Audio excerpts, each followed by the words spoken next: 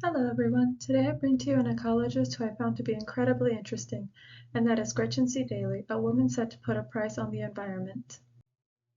I understand that this might sound very dystopian, having to put a price tag on the environment and its resources, but I'm afraid to say that it has become a necessary step to protect it from being destroyed by mankind. Gretchen C. Daly has more than enough knowledge on the environment's impact and value to put an appropriate price on it.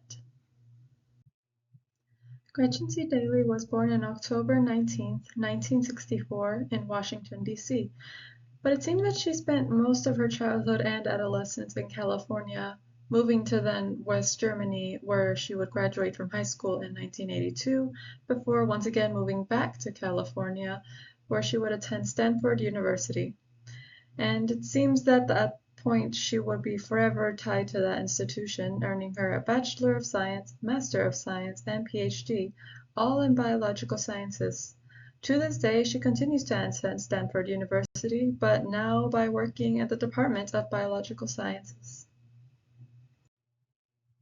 Gretchen C. Daly has studied biogeography, specifically looking at natural environments near larger populations of people, in order to find ways in which biodiversity is still essential to the more urban areas. In her years after graduating from Stanford University and then working there, she has been promoted from a research scientist to a Bing professor at the Environmental Department of Biological Sciences. But the most interesting thing that she's doing right now, in my opinion at least, is working as a co-director for the Natural Capital Project, also supported by Stanford University. She's forever stuck there. It's in this project where she has to multitask by doing research, participate in public education, and even having to negotiate with leaders to better handle the environmental challenges by bringing money into the equation.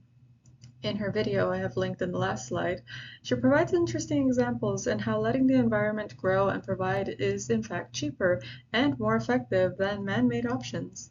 An example being from New York, where a government realized that it was cheaper to buy out houses in the forest that had a river responsible for their clean water so that it could continue thriving as opposed to the building a water filtration factory, which would have been much more expensive and less efficient.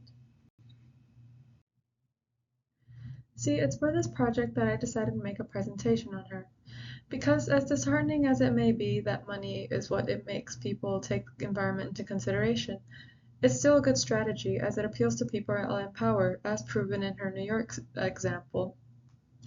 Proving that it's cheaper to keep biodiversity alive and thriving is not an easy task. But Gretchen C. Daly has proved to be capable of doing so, as shown in her current projects.